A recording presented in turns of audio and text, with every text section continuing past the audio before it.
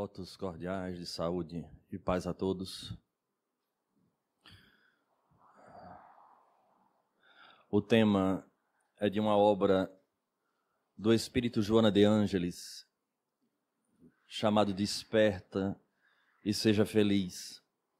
E tem, obviamente, a proposta de falarmos sobre enfrentando tentações.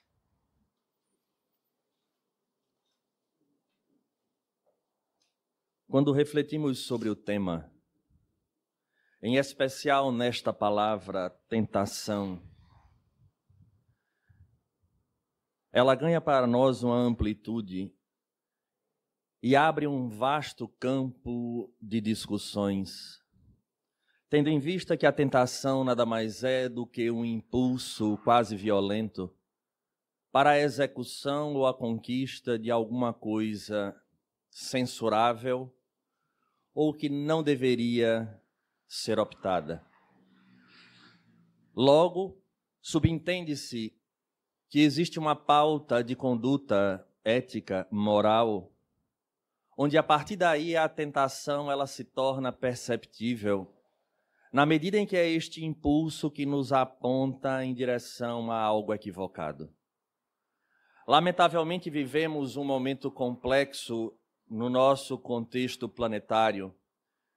Numa perspectiva espiritual, podemos dizer que seria a chamada transição, em que esses limites do moral e imoral, do certo e do errado, encontra-se de alguma forma meio que difícil de identificar, aparentemente.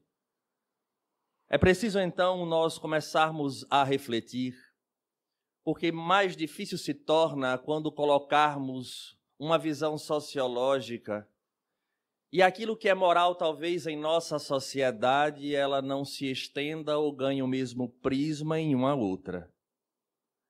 Então a tentação, por sua vez, ganha uma ideia relativista e por conta disso abram brechas das mais diversas para que de fato se enfrente frontalmente aquilo que se coloca como sendo o ético e o correto.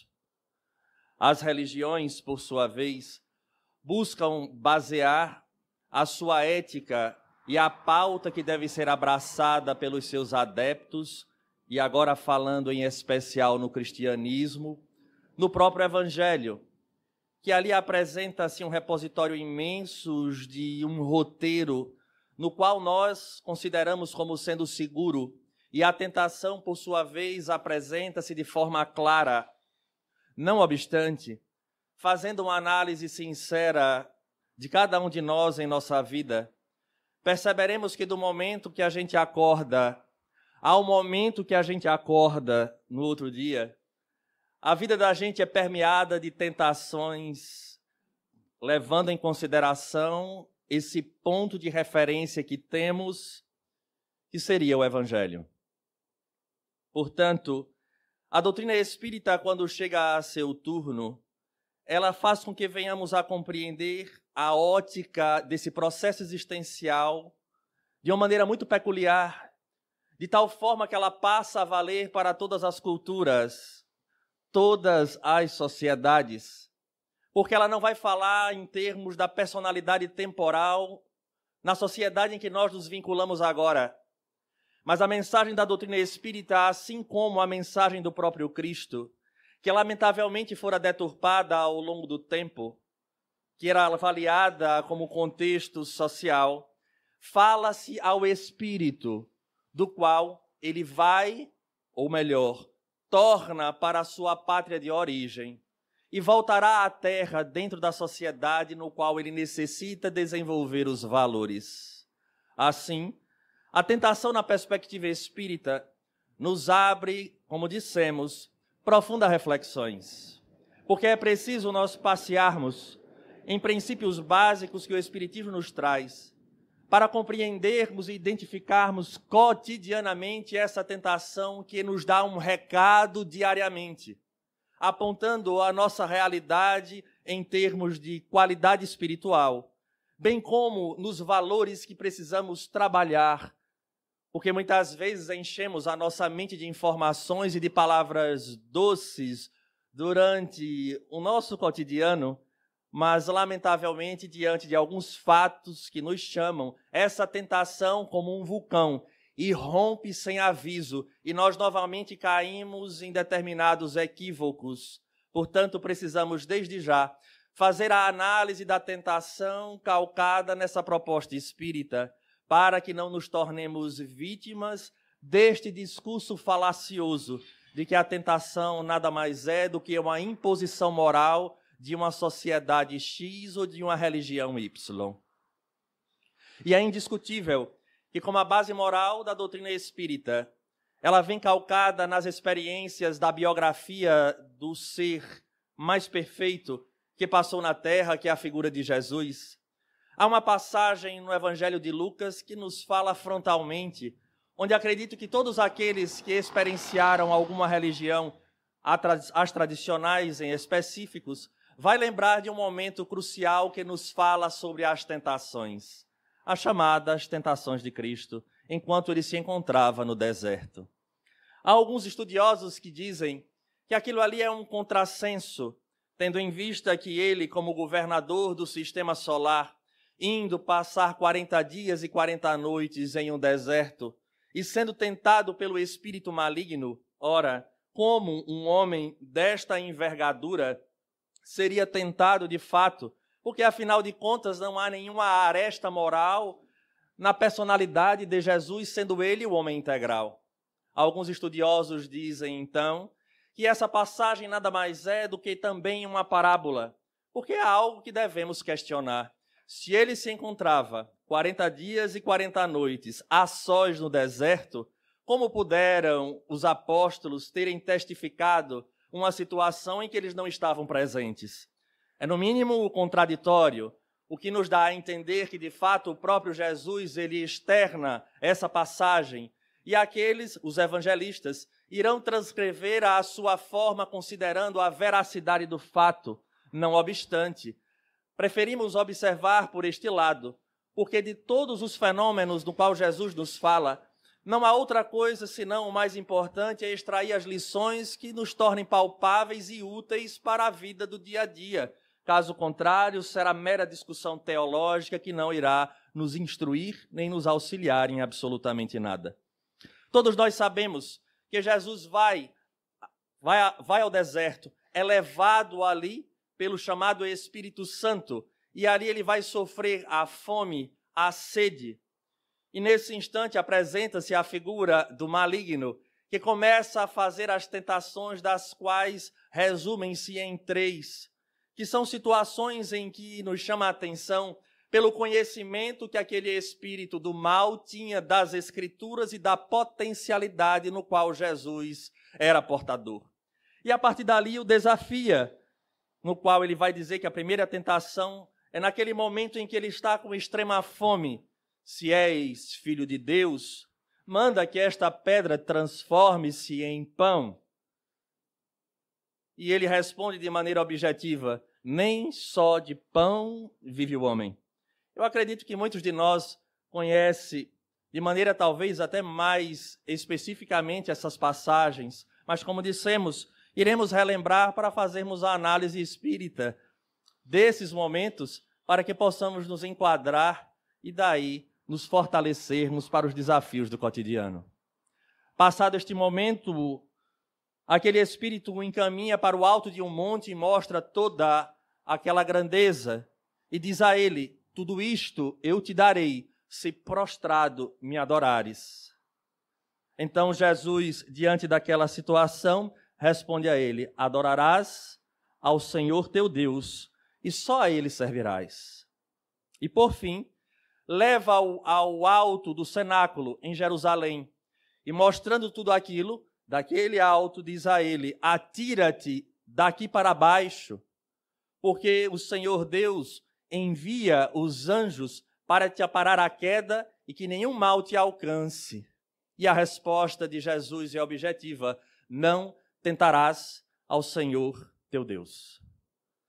É interessante, porque, lamentavelmente, durante séculos, quiçá milênios, e ainda hoje, busca a interpretação desses momentos, como dissemos, ipsiliteri, quando na verdade a doutrina espírita, quando surge, ela nos trará elementos fundamentais que nos dará a possibilidade de enxergarmos esses itens de uma maneira mais tranquila, até mesmo para não nos sentirmos tão culpados frente às quedas que nos são comuns, mas ao mesmo tempo nos chamando a atenção de que haverá consequências na medida em que a gente se equivoca.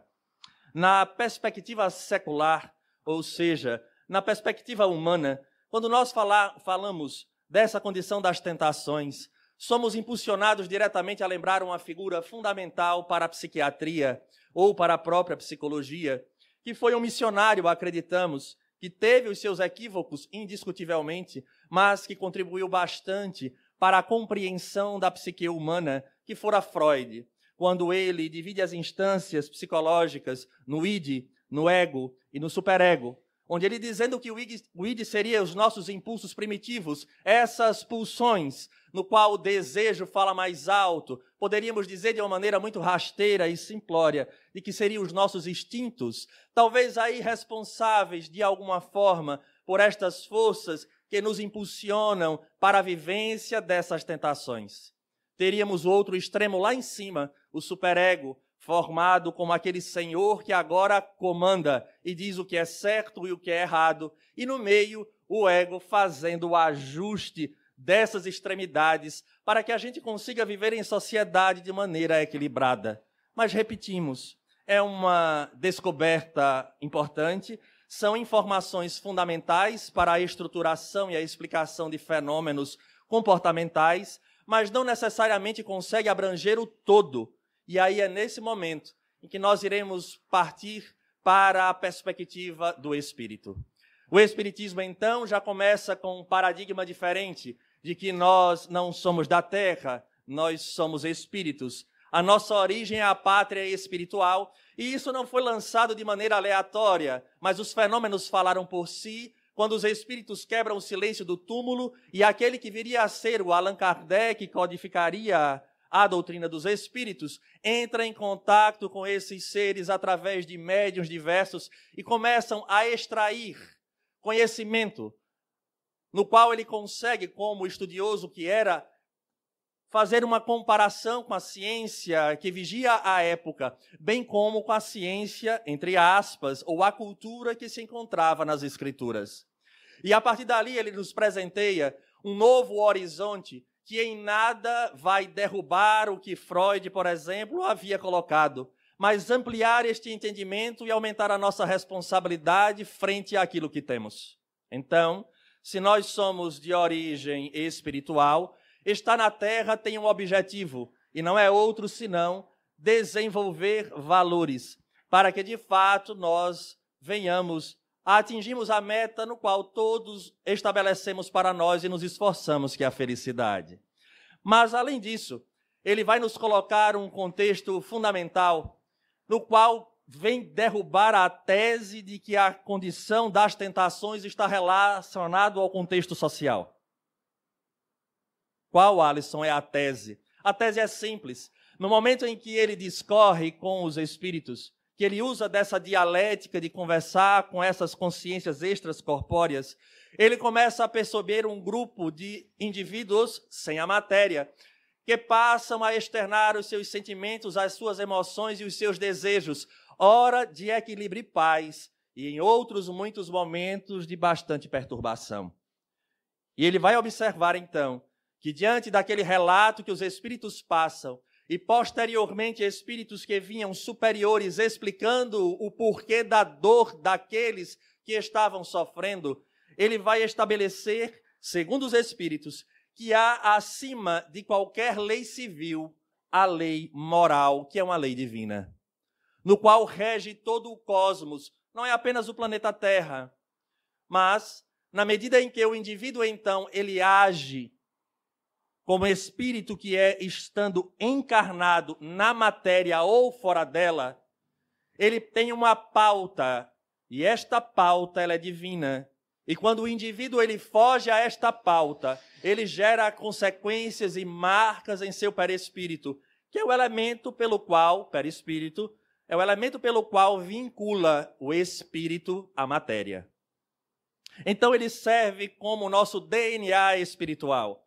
Os nossos pensamentos, as nossas ações, desde ontem, encontram-se gravadas. E é exatamente este elemento pelo qual, no momento de retornar à matéria, porque uma única existência não foi o suficiente para atingirmos a meta do conhecimento que nos liberta, voltando à Terra para dar continuidade à história, a nossa biografia espiritual, este perispírito imprime no corpo como um todo e no psiquismo essas condições das suas tendências de ontem e que irão apresentar-se agora como sendo as nossas tentações. Então, as tentações, elas não são frutos do hoje. Elas são a expressão da nossa herança e da nossa história. E a partir dali, nós iremos perceber nessa proposta que também se encontra no Espiritismo, do conhece-te a ti mesmo, há pessoas que chegam na casa espírita buscando o extraordinário, o miraculoso, talvez o fantástico ou fenômenos. O maior fenômeno da doutrina espírita é fazer com que o indivíduo tome posse de si mesmo, no seu conhecimento integral e, acima de tudo, no conhecimento da lei divina, para que ele possa pautar a sua vida de maneira equilibrada e, a partir dali, equilibrar o seu processo existencial. Então, as pessoas chegam aqui muitas vezes ainda numa condição muito infantil, mas é natural que seja, porque todos nós ainda, de alguma forma, trazemos essa condição da imaturidade espiritual, querendo saber, por exemplo, já baseado em outras teorias psicológicas, como nas terapias de vidas passadas, o que foi que eu fiz no meu passado. E vem acreditando piamente de que os espíritos vão abrir esta porta do que está esquecido, como se isso fosse solucionar a grande problemática do hoje. Em especial, quando há neste discurso um terceiro que lhe serve como problema, porque o problema é o terceiro. Nós somos eternamente as vítimas. Então a pessoa vem, discorre seus problemas e aí solicita saber destes espíritos o que é que eles têm a dizer, em especial sobre o meu passado. E aí surge, inclusive, em termos bem jocosos da nossa cultura, aquele termo, por exemplo, Alisson, eu acho que eu joguei pedra na cruz. Eu fiz parte daquele grupo. Ou então, uns já mais modernos não jogam pedra, diz que colaram chiclete. E assim sucessivamente. Porque a tendência de que muitas pessoas que ainda não compreenderam o Espiritismo na sua íntegra é de olhar para trás. Quando, na verdade, estas tentações já nos falam de quem nós fomos. Ou, melhor, talvez ainda estamos nessa mesma sensação. Então, olhando os olhos, ou voltando os nossos olhos, para aquele momento extraordinário em que Jesus apresenta as suas tentações, vale agora uma análise como parábola do que é que aquilo nos fala. Observemos que a figura do deserto, dos 40 dias e das 40 noites sozinho, será que não seria isso que acontece conosco? Porque há um detalhe na história. Ao terminar as tentações e ele supera, os espíritos se aproximam e vão saciar a fome e a sede do Cristo. E a partir dali ele inicia praticamente o messianato.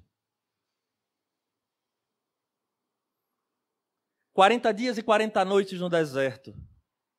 Se a doutrina espírita nos fala que nós somos do mundo espiritual, a nossa pátria é do espírito, nós estamos no deserto.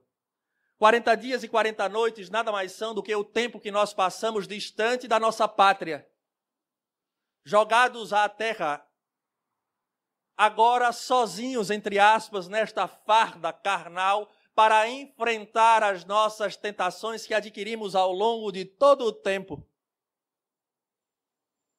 E a partir dali surge o maligno, que vem de maneira peculiar ao nosso ouvido, aproveitando de um momento fundamental, porque nas passagens, ou melhor, nesta passagem, é dito de maneira muito clara que Jesus sofria fome e sede. E o que seria isso para nós? Seriam os nossos momentos de fragilidade, quem não os tem? Se é numa relação amorosa dentro do próprio contexto familiar, perceberemos que às vezes os casais sentem falta de alguma coisa. É exatamente neste momento que surge a tentação e que agora, entre aspas, o espírito maligno, que na verdade não é nada que se encontra a priori externamente a nós, mas intimamente pelo desejo que queremos de ter aquilo que nos falta, mas que não é lícito. Surge para nós figuras extraordinárias que nos prometem tudo isso se prostrado me adorares. É muitas vezes nesta fragilidade, e aí é nesse momento que começamos a relativizar algumas coisas. Nós arrumamos em nossa cabeça, a priori, uma justificativa que fará com que agora eu largue para ir em busca da minha felicidade. Porque a perspectiva da felicidade, ela não parte do espírito para a matéria, ela parte da matéria para aquilo que ela quer no momento. E no momento em que nós nos tornamos espíritas cristãos, ou de qualquer outra escola cristã na terra, seja católica, evangélica, em todos os seus aspectos, obrigatoriamente nós passamos a adquirir uma cosmovisão única, que é a do Cristo. Pautamos ou deveríamos pautar a nossa vida nestas leis divinas, que elas estão valendo para todas as sociedades, seja ela islâmica, seja ela cristã, seja ela budista, taoísta ou de qualquer outro fundo espiritual, mas as leis divinas elas não estão preocupadas com o rótulo no qual nós nos colocamos ali, mas com a conduta que nós temos perante a própria lei divina, que também não se encontra em obras sagradas. Porque até isso os espíritos fazem com que venhamos a romper os grilhões que nos prendem a acharmos que a melhor religião é a nossa. Todo mundo que faz parte de uma religião, a melhor religião é aquela que ele faz parte. E o Espiritismo diz que não, que as leis divinas não estão nessas religiões, em tese. Ela se encontra verdadeiramente na consciência. E que é preciso para tal acessar a consciência, mas ter a coragem de romper com esses nossos impulsos no qual a própria psicologia, como falamos há pouco, nos presenteia nas suas pulsões. Porque, acima de tudo, em essência, somos espíritos. Mas vejamos se não é no momento da fragilidade que esta parábola nos mostra na figura de Jesus que a tentação nos surge. Não é quando a gente está feliz, pleno. Não em termos da relação, vai surgir outras tentações. Porque talvez aqueles prazeres imediatos já não nos respondem. E, lamentavelmente, quando pensamos em tentações, a nossa mente ela se volta de uma maneira muito restrita para essas possibilidades daquilo que nos falam as emoções. Me permitam, ao sexo e à conquista de determinadas coisas. Mas no início da nossa conversa, eu falei de maneira muito objetiva que a tentação, nós enfrentamos ela no momento em que nós acordamos até o momento em que nós acordamos. Porque ela se apresenta nas situações mais subliminares e a gente não se apercebe. Repetimos que a tentação é esse impulso para uma vivência de algo que nem sempre é lícito ou feliz para nós. Alguém que nos trate mal, qual a vontade que nós temos na hora?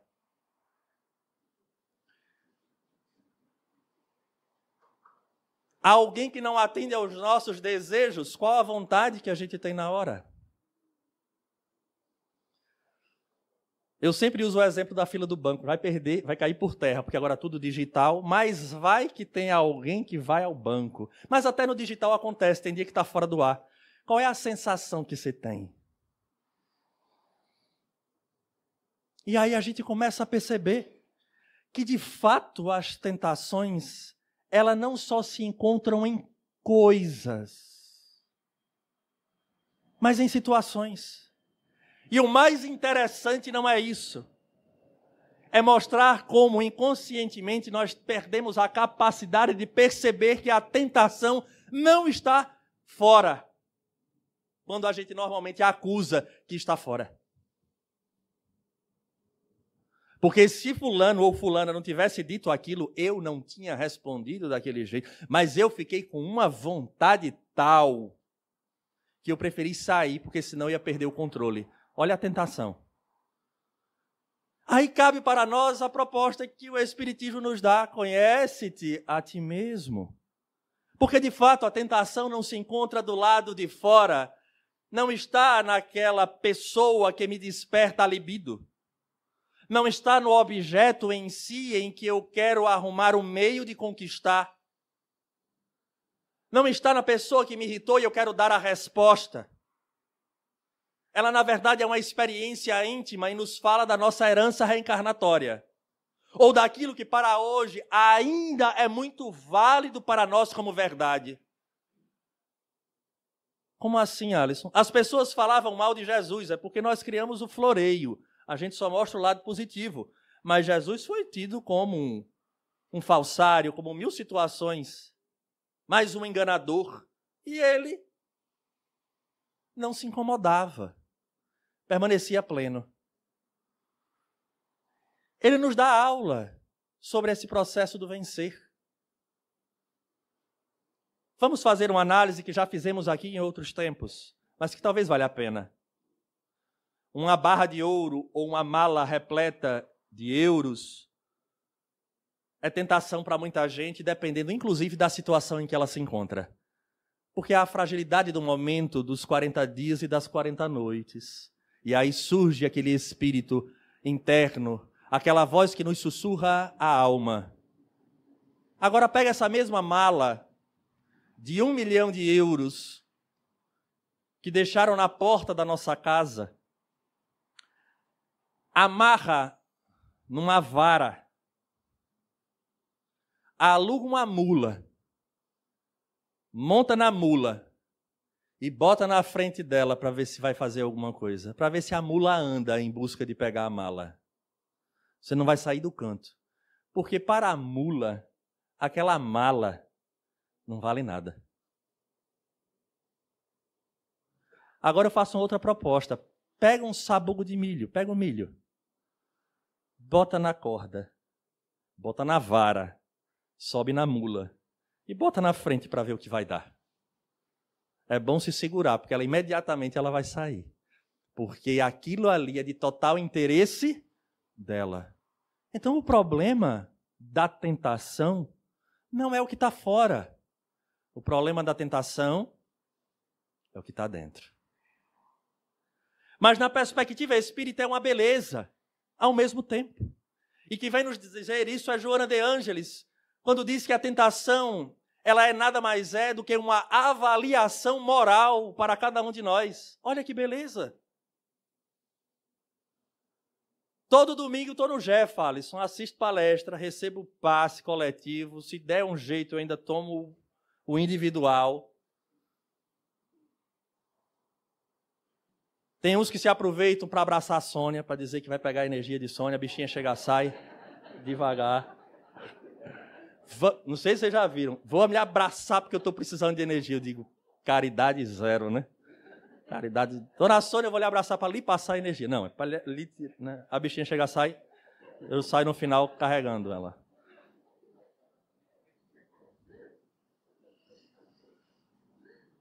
Mas na hora em que chega o teste, a tentação toma conta. E é nesse momento que precisamos despertar a consciência e perceber que estamos em teste, porque é o universo interior que está falando mais alto e vem numa figura extraordinária no Evangelho, porque o Evangelho é repleto de exemplos de tentação. Exemplo. Muitos. O filho pródigo aconteceu. Ele foi tentado e cedeu à tentação e foi embora. Maria de Magdala passou uma vida de tentação até chegar à exaustão. E no momento em que chegou à exaustão, lembrou ou soube da figura de um homem, de um rabi, que trazia essa proposta diferente, no qual era necessário centrar este amor que ela tanto desejava ter em si próprio, porque até a lei máxima nos fala de amar ao próximo como se ama a si. Então, na hora em que o espírita ele compreende aquilo que os imortais trouxeram, de que a consequência hoje ou amanhã, numa nova existência, será sempre fruto da queda frente às nossas más tendências, ou seja, a não superarmos a tentação, agora surge para nós uma condição moral, uma meta a ser atingida, dia após dia, às vezes minuto a minuto, para não cedermos àquilo que nos fala tão alto, no qual, quando os seguidores de João Batista vão a Jesus para falar algumas coisas, e ele vai nos dar um exemplo extraordinário que também frequentemente gostamos de lembrar aqui, quando nos fala do vinho e do odre, do local onde se colhe o vinho, né, a garrafa de couro que era colocado o vinho da época. E ele diz, não se coloca vinho novo em odre velho, porque o odre vai se romper, aquela sacola de couro vai se romper e vai se perder a sacola de couro e vai se perder o vinho. É necessário colocar vinho novo em odres novos, para quando o processo da fermentação do vinho acontecer, aquele couro está novo, ele consegue criar o processo de ficar elástico e não rompe. Qual o sentido disso para nós? É exatamente a condição desse evangelho que nos chega nessa informação, e a doutrina agora nos fala a razão, que, como dissemos do início, rompe esses limites que hoje, aparentemente, as pessoas buscam dizer que não, isso daí não existe nenhum tipo de problema ético nem moral, porque as outras culturas fazem, então se fazem é porque tudo pode. Não é verdade. Porque o cristão espírita, em especial o espírita, ele pauta a sua vida no conhecimento do Espírito. Então, torna-se o desafio agora, é colocarmos de fato esse vinho novo, como sendo a informação que recebemos pela doutrina espírita, obviamente da questão moral do Evangelho, tendo Jesus como exemplo, frente aos desafios que nós trazemos dentro de nós. Me deu uma vontade de responder. Deu vontade. O nome disso, tentação. Prova moral. Olha que beleza. É a chance. E a lógica nos impulsiona a dizer assim. E eu não vou perder a chance de falar do que eu sempre falo aqui. Vamos para uma situação mais tranquila. Quando você olha e está com a glicose e olha para o brigadeiro olha para você. E você olha para o brigadeiro. E agora? Né? Vou melhorar para uma amiga nossa que está presente. Um bolo de prestígio. Olha para a gente e a gente olha para o bolo de prestígio. E aí você sabe que não pode ou que não deve. Isso surge a tentação. Nós estamos falando de alimento. Dói? Dói. Agora imagine a condição moral. Quando alguém nos levanta uma calúnia e fala mal de nós. A tentação é ir lá e dizer todas as verdades. Mentira, a vontade é ir lá e esganar a pessoa. Aí, quando a gente está mais evoluído, é dizer só a verdade. E quando a gente entende que o problema aí é de uma limitação moral da pessoa, e que a gente só responde à nossa consciência, a gente nem liga para ela, porque só irrita porque a gente valoriza o que o outro diz. E não tem coisa melhor para a gente aprender a não valorizar o que o outro diz, é trabalho. Quando a gente tem muita coisa para trabalhar, quando a gente preenche as nossas mãos e a nossa mente com trabalho, por isso André Luiz fala que o trabalho é tão importante. Quando alguém vem falar para a gente, olha, fulano estava dizendo isso, eu digo, meu Deus, ótimo. Agora me ajuda aqui, porque eu estou com uma bronca danada para resolver. A gente não tem nem tempo de pensar. Por isso que o Espiritismo aplica o trabalho como terapêutica. E olha que é o trabalho, inclusive, nosso. Nosso que eu digo, para o sustento. Quando a gente se envolve, quando a gente se entrega, quando a gente tem um ideal de vida, essas situações se tornam muito menores, porque nós não temos nem tempo de revidar, porque há algo superior que nos impulsiona. E o grande desafio está aí. Então, cada situação de tentação, que possamos agora começar a enxergar como uma avaliação moral sobre a nossa própria conduta, sobre de que, de fato, em que condição nós nos encontramos.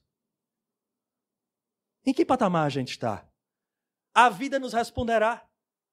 E o mais interessante, a lógica nos impulsiona, repito, a dizer, de que a cada tentação vencida, é força interior para um tentame maior. Então, se hoje eu venci o brigadeiro, amanhã eu venço o bolo prestígio. E depois eu venço outras coisas. Então, a vida na sua perfeição da lei divina, ela nos dá a chance de entrarmos em contato com, de fato, quem nós somos. E avaliarmos aquilo que nos fará mal hoje, em termos de espírito, e a consequência amanhã. Então, olha que beleza. A cada situação que a gente se sentir tentado, é uma voz que está lhe dizendo: você traz essa marca. Agora é a hora de, com as ferramentas que você tem, suplantar. Paulo escrevendo a Timóteo, a segunda carta de Paulo a Timóteo, capítulo 2, versículo 22. Mas a mente dele é formidável. É só porque é tudo 2. Eu decorei porque era tudo 2. Segunda carta, capítulo 2, versículo 22. Nem acreditem nisso. É porque é fácil esse. Mas podem lá observar. Ele diz a Timóteo, que era jovem: foge das paixões da mocidade. O que é que ele estava querendo dizer com isso? E Joana de Ângeles vai transformar nesse texto uma frase parecida. Ela diz assim: reconhece-te frágil. E na tua fragilidade busca a força no Senhor. Quando Paulo diz isso a Timóteo, ele está dizendo: filho do coração, porque ele trazia Timóteo como um filho do coração.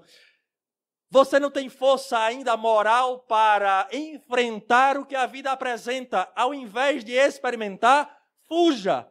Se fortaleça, e a partir dali agora embasado e mais estruturado, você terá condições. O próprio Paulo fez isso, quis enfrentar a sinagoga logo em Damasco, e foi avisado por Ananias: você ainda não tem condições, é possível que diante da sua própria vida, eles lhe façam uma pressão tão forte que você voltará às velhas práticas. Vá para o deserto. E ele vai para o deserto.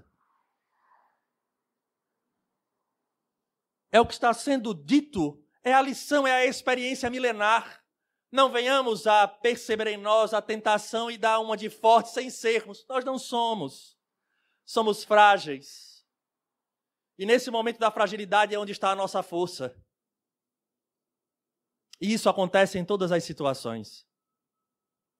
Porque é no momento da escassez, da dor, ou que é representado na passagem da fome e da sede, onde nós seremos mais tentados, porque esquecemos que esta escassez, ela é necessária para nós, para o desenvolvimento desses valores que ontem nos faltaram e hoje nós sofremos. Eu não tenho como perdoar se em nenhum momento eu for ferido. E o Evangelho segundo o Espiritismo ainda diz: agradece a Deus a mão daquele que te fere, porque foi ele, ou é ele, que está sendo o elemento pelo qual está lhe dando condições de você galgar uma nova posição. A visão espírita é completamente diferente da visão secular, humana, do terra-terra. Porque nós não estamos fazendo nada para adquirirmos o bem e a felicidade agora, mas para retornarmos à nossa pátria de origem felizes. E agora sim, galgando um entendimento um pouco mais complexo, e este fruto, especificamente, falando a razão, dentro da perspectiva espírita, não é só a minha tendência de ontem que vai gerar em mim a tentação. É muitas vezes agora a figura do maligno, que nada mais é, na doutrina espírita, do que o espírito, ou os espíritos, que por conta dessa minha inferioridade moral sofreram ontem. E lamentavelmente ainda não cresceram, moralmente falando, e reencontram-nos numa nova vestimenta e apresenta-se como um fenômeno pandêmico, também chamado de obsessão. E que eles não fazem outra coisa, nestes casos em específico, em identificar o velho espírito no novo corpo e desconfiar da mudança deste indivíduo, gerando no nosso processo existencial a réplica, a cópia daquilo que aconteceu ontem. O adúltero de ontem voltará a ser tentado a adulterar hoje. Ou, se sofrendo o adultério, vai dizer: fez, me aguarde. Essa é a perspectiva materialista. Da perspectiva espírita, não é assim que funciona. E, em especial, porque nós iremos levar em consideração este ser livre da matéria, que se utiliza das nossas fragilidades. É importante que se diga, porque há pessoas que chegam em nossa casa também com essa ideia de que armaram para mim, criaram, fizeram um trabalho, ou tem um espírito que me tornou violento. Gostaria de dizer que é um equívoco profundo na tese. Espírito obsessor nenhum gera o problema na intimidade do ser.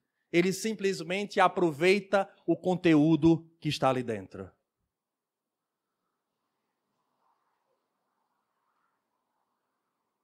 E aí surge, às vezes, uma pessoa do nada licenciosa. Passamos a escassez, que seria a fome e a sede, nesse sentido agora sentimental, afetivo dentro do lar, e surge uma figura que agora concretiza todos os sonhos e ficamos cegos. E os espíritos trabalhando. O espírito Manuel Filomeno de Miranda, numa obra em que eu cito muito, chamado Mediunidade, Desafios e Bênçãos, ele relata com riqueza de detalhes situações desse porte. E ele diz, de maneira bem objetiva, de que os espíritos desenham todo o cenário envolvendo aquela pessoa para que atinja no ponto certo aquele que lhe é a vítima em potencial. Vítima, entre aspas. Por que, Alisson, entre aspas? Porque foi ele que criou a situação ontem. E o desejo que torna-se para ele a avaliação moral é o elemento pelo qual este espírito utilizará para a própria queda do indivíduo que ele quer ver infeliz. E não adianta nós olharmos de maneira negativa para este espírito chamado obsessor, porque muitos de nós fazemos isso encarnados em relação a outro. Eu não ajudo. Você tem como ajudar? Não, deixa fulano não fez aquilo comigo, deixa para lá. Isso a gente já está bem. Quando não, a gente diz, é? Vai prejudicar, é? Vai dificultar? Diga o que eu tenho que fazer. É a mesma coisa. A diferença é que esses espíritos não estão na carne, mas a vontade, o desejo, e em especial de justiça, é o mesmo. Só tem um detalhe que a gente esquece.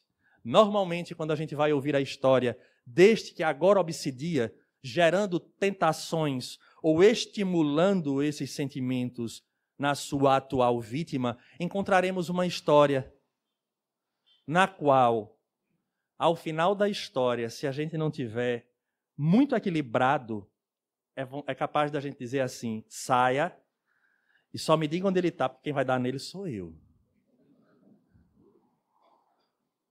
Porque a gente vai ver que ele tinha uma razão. Mas é óbvio que a lei de causa e efeito nos vincula. Mas então essa figura da tentação trazida no Evangelho, ela é perfeita. Daí, para nós, ser não só um desafio, mas ao mesmo tempo um prêmio. Por que um prêmio, Alisson? Porque eu gostaria de lembrar aos senhores um outro conceito espírita fundamental. Deus é soberanamente justo e bom. E Ele deseja para cada um de nós, como um Pai amoroso que é, que todos nós atinjamos a meta da felicidade, da plenitude. E Ele permite que esses fenômenos aconteçam, porque nos é feito, e aí o segundo conceito que gostaríamos de trazer, um estudo prévio à nossa reencarnação.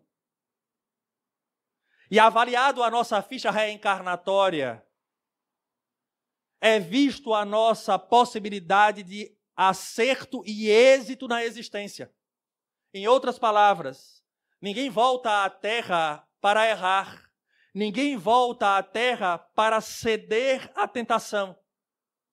O estudo que é feito é permitido que nós venhamos a enfrentar estas provas morais, porque nós temos amigos encarnados e desencarnados que estão apostos para nos auxiliar. Não obstante, importante que se diga, é necessário que nós estejamos também abertos e vinculados a eles. Porque numa hora dessa a gente sempre encontra um materialista que diz, e por que não me ajuda? Porque só se ajuda a quem quer ser ajudado. Jesus, numa sapiência que a gente demora séculos ainda para compreender, o grande mestre, professor que de fato ele diz assim, vinde a mim, vós que estáis cansados, sobrecarregados. Ora, se eu não estou cansado da tentação que eu adoro, cair, quando é que eu vou a Jesus? Nunca. E esse ir a Jesus, todos nós sabemos que não é para ficar olhando com uma idolatria vazia a figura de Jesus. Ir a Ele é ser um imitador, compreendendo pela ótica espírita que existe uma lei divina. Então vejamos que há implícito a tentação. Prestemos atenção no que eu vou dizer, que talvez seja de tudo o mais importante. Encontra-se implícito na tentação, nos bastidores da tentação, alguém que acreditou e que acredita muito em cada um de nós. Porque foi neste estudo feito prévio à reencarnação que disseram, meu filho, está tudo preparado. A vida desenha ser favorável a você, como espírito. Haverá pedras no caminho, pessoas que retornarão lhe exigindo condutas diferentes da que você teve ontem. Mas você agora terá as ferramentas necessárias para superar e, ao retornar, voltará à pátria de maneira feliz. É um investimento divino. Diante de milhões de espíritos que existem na erraticidade, somos nós que nos encontramos aqui na Terra hoje, no Jefa. Poderiam ter sido outros, mas no cenário, era o cenário propício para que cada um da gente se encontrasse aqui, se fortalecesse, para sairmos daqui felizes. É bem verdade, às vezes com a farda toda rasgada, mas na certeza de que uma vez superando a nossa própria intimidade, voltaremos felizes à casa do Pai, tanto quanto Jesus, ao terminar as tentações, foi recebido pelos anjos com bastante alegria. E na perspectiva espírita, não é outra imagem a não ser o indivíduo que olha para trás, tal qual Francisco de Assis, ao deixar o seu corpo, pede para voltar para vê-lo, beija, agradece a Deus, aquele jumentinho que ele dizia que era o corpo físico, porque foi ele que ensinou, ou melhor, que fez com que ele exemplificasse na terra as lições de Jesus.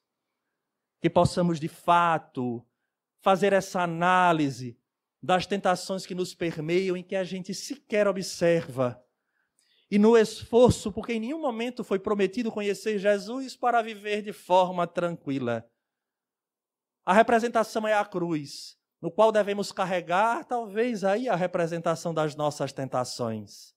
Mas ao final da caminhada, que possamos ter a mesma imagem de sermos recebidos por aqueles que investiram em nós e sermos recebidos com festa e a consciência em paz pelo dever retamente cumprido.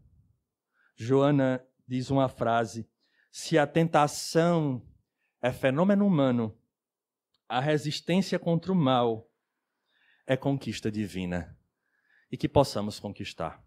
A todos, um grande abraço. Votos sinceros de saúde e paz.